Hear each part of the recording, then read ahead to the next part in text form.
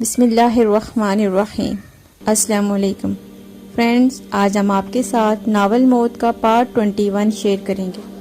اگر آپ نے اس کے پہلے والے پارٹ نہیں سنے تو آپ میرے چینل پر جا کر سن سکتے ہیں، اور اگر آپ میرے چینل پر نیو ہیں تو آپ میرے چینل کو سبسکرائب کر لیں تاکہ آنے والی اپڈیٹس آپ کو ملتی رہے۔ تو چلے چلتے ہیں ناول موت کے پارٹ 21 کی طرف۔ میری جان و دل میرے ہم سفر، میں اداس ہوں کوئی بات کر، تیرے لب ہلیں تو کٹے سفر، میں اداس ہوں کوئی بات کر، کوئی بوجھ ہو تو اتار دے، کوئی خوف ہو تو نکال دے، میرے ہاتھ ہیں تیرے ہاتھ پر، میں اداس ہوں کوئی بات کر، نہیں یاد کتنے برس گئے تیری گفتگو کو طرز گئے، میری کھڑکیاں دیوار و در، میں اداس ہوں کوئی بات کر، تجھے چپ ہے کیسی لگی ہوئی، ابھی عمر تو ہے پڑی ہوئی، ابھی مسکرا ابھی غم نہ کر، میں اداس ہوں کوئی بات کر۔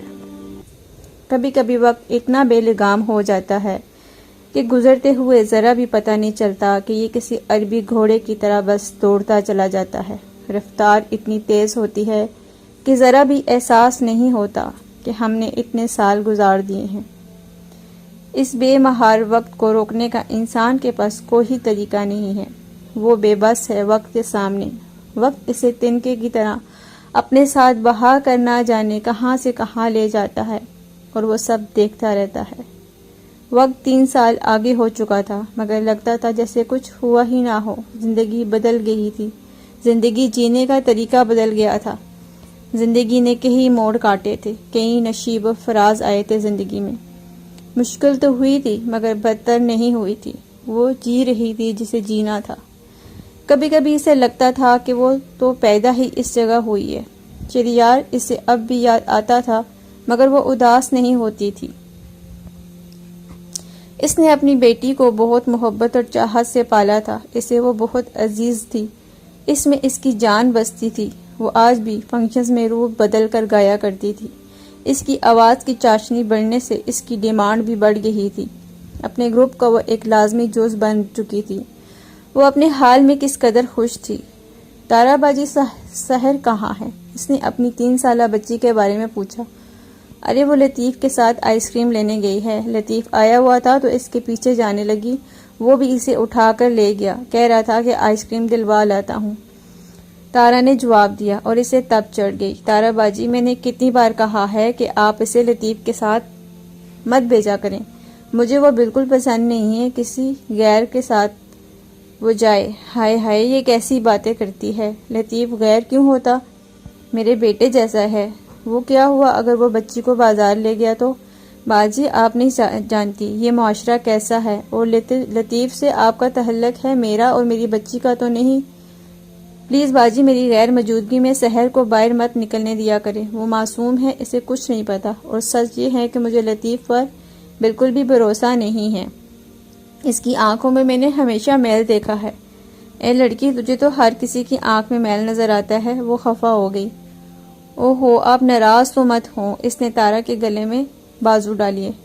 کل لطیف مجھے پھر کہہ رہا تھا کہ تمہارے بارے میں تم سے کہ کیا سوچا پھر، ایسے کب تک تنہا زندگی گزارتی رہو گی، اور روشنی کا پارا آسمان چھونے لگا۔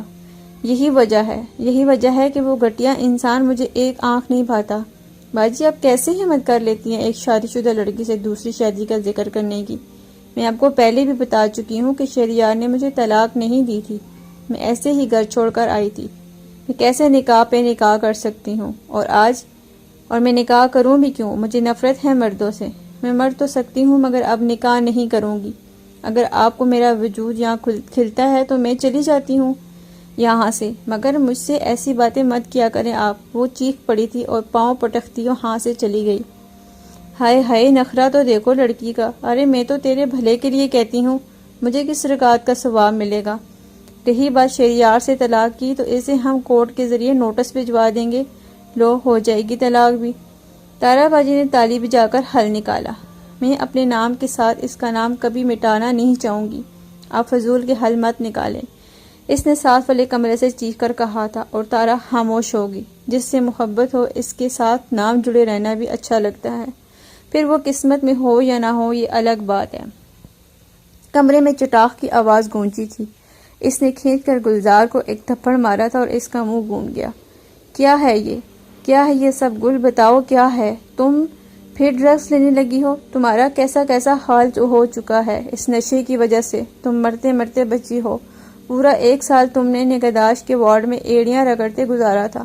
تم پاگل ہو جاتی تھی، تم ہڈیوں کا ڈھانچہ بن گئی تھی۔ کتنی اذیتوں بڑے دن اور رات ہم نے اور تم کے لیے مانگی تھی، پھر کہیں جا کر تم بہتر ہوئی ہو اور تم میں جان آئی۔ تم مر چکی تھی، تمہیں نئی زندگی ملی اور اب تم پھر سے اس موت کی طرف جا رہی ہو، پھر سے اس دلدل کی طرف بڑھ رہی ہو۔ گل تم کیوں کر رہی ہو ہمارے ساتھ ایسا؟ کس بات کی سزا ہے یہ؟ وہ چیخ رہا تھا۔ غصے اور بے بسی سے اس کی سرخ آنکھیں نم پڑنے لگی تھی۔ اس نے ہاتھ میں پکڑے پیکٹ گل کے سامنے پھینکے۔ بتاؤ مجھے کون ہے وہ کمینہ جو تمہیں ڈرگ سپلائی کرتا ہے؟ بولو۔ بکواس بند کرو عبد الرحمن، میرے معاملات میں ٹانگ مت اڑایا کرو۔ میں جو کروں جیسے کروں تمہیں اس سے کیا مطلب؟ آئندہ مجھ پر ہاتھ مت اٹھانا، وہ غصے سے بولی۔ مجھے مطلب ہے تم سے بھی اور تمہارے معاملات سے بھی، تم مجھے روک نہیں سکتی۔ تم نے مجھ سے وعدہ کیا تھا کہ تم اب کبھی ڈرگس کو ہاتھ نہیں لگاؤ گی۔ بتاؤ پھر کیوں تم نے اپنا وعدہ توڑا؟ کیونکہ تم نے اپنا وعدہ پورا نہیں کیا۔ ڈرگس نہ لینے کا وعدہ میں نے تمہیں اسم سے اس لیے کیا تھا کیونکہ تم نے مجھ سے وعدہ کیا تھا کہ تم شہریار کو میری زندگی میں لاؤ گے، اسے مجھ سے شادی کے لیے راضی کرو گے۔ کیا تم نے شہریار کو راضی کیا؟ نہیں کیا نا، تو تم نے اپنا وعدہ پورا مجھے شہریار سے نہیں ملوایا تو میں کیوں خود کو تمہارے وعدے کی پابند کروں؟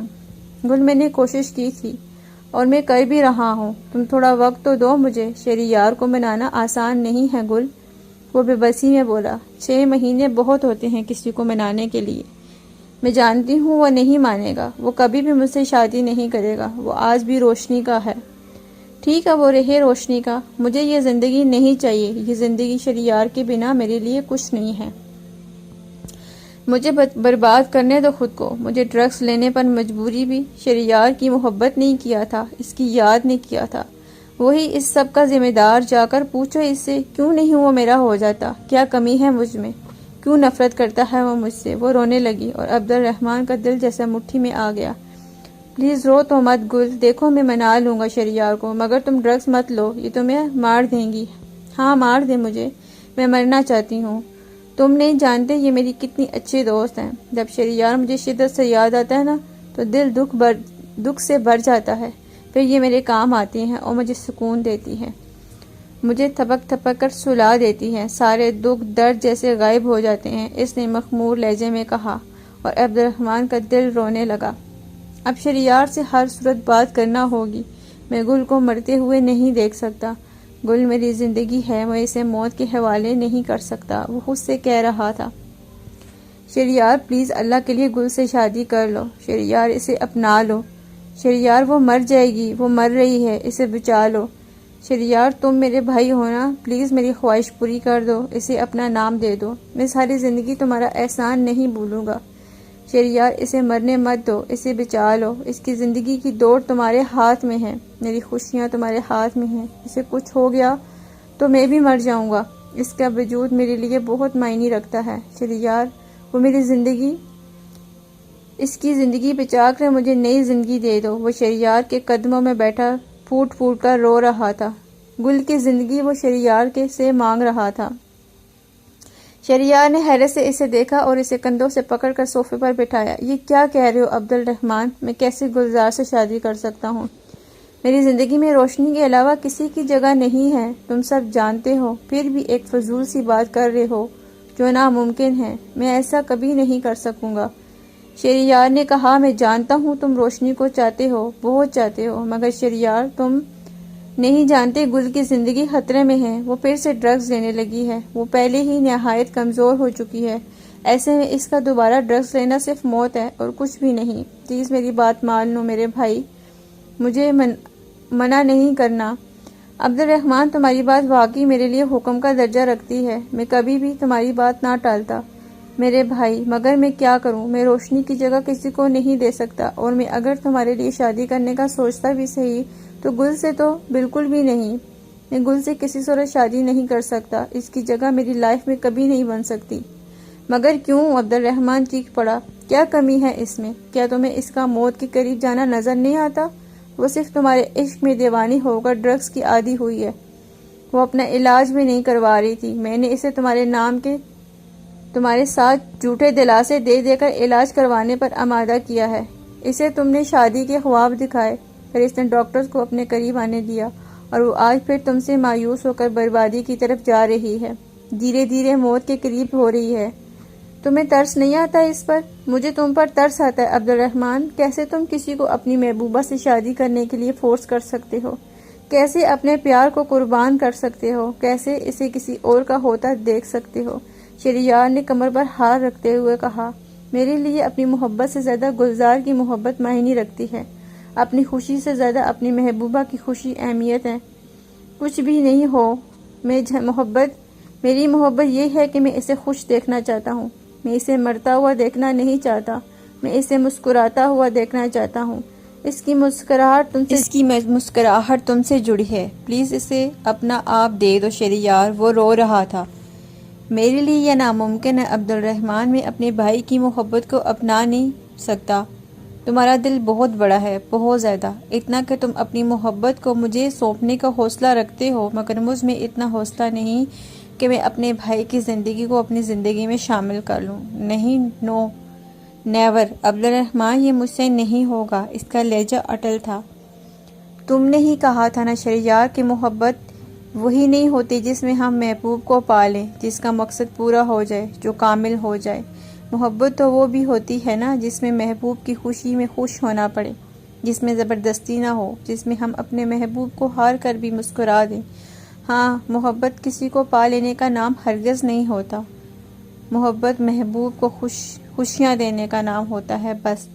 یہ باتیں تم گل کو کیوں نہیں بتاتے؟ شہریار نے کہا۔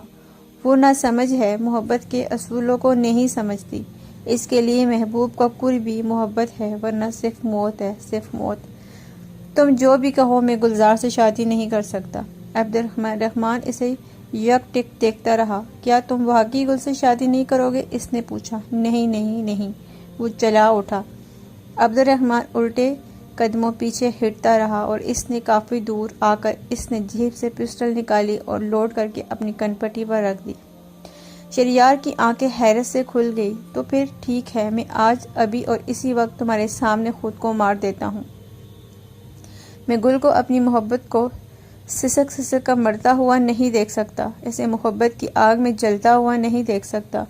مجھ میں اتنی طاقت نہیں ہے کہ میں اسے لمحہ لمحہ موت کے قریب جاتا دیکھوں، میں اس سے پہلے مر جاؤں گا، وہ روتے ہوئے ہذیانی انداز میں بولا۔ شہریار کا دل دھڑکنے لگا، اس کا انداز ذہنی مریضوں جیسا تھا، اس کی آنکھوں میں خون تیر رہا تھا۔ عبد الرحمن، تم پاگل ہو کیا؟ یہ کیا کر رہے ہو؟ چھوڑو پسٹل پلیز، گولی چل جائے گی۔ تم بچے نہیں ہو، ہم بیٹھ کر بات کر سکتے ہیں، تم پلیز پسٹل پھینکو، شہریار نے اسے سمجھایا۔ نہیں بھائی، آج نہیں، میں آپ کی کوئی بات نہیں مانوں گا، آپ کو گل سے شادی کرنی ہوگی، ورنہ میں خود کو شوٹ کر رہا ہوں۔ آپ مجھے 1 منٹ میں اپنا فیصلہ سنائیں، ہاں یا نہ۔ عبد الرحمن، دل کے رشتے بندوقوں کی نوک پر نہیں جڑتے، تم کیسے مجھے زبردستی گلزار کی زندگی میں شامل کر سکتے ہو؟ میرے دل میں اس کے لیے کوئی جگہ نہیں ہے، سمجھنے کی کوشش کرو بھائی، ہاں یا نہ۔ عبد الرحمن پوری قوت سے چلایا، انگلی ٹریگر پر دب رہی تھی، کوئی لمحہ جاتا تھا گولی اس کا بیجا باہر نکالنے والی تھی۔ اس کے تیور خطرناک ہو رہے تھے۔ اوکے اوکے، ٹھیک ہے، تم جو کہو گے میں وہی کروں گا۔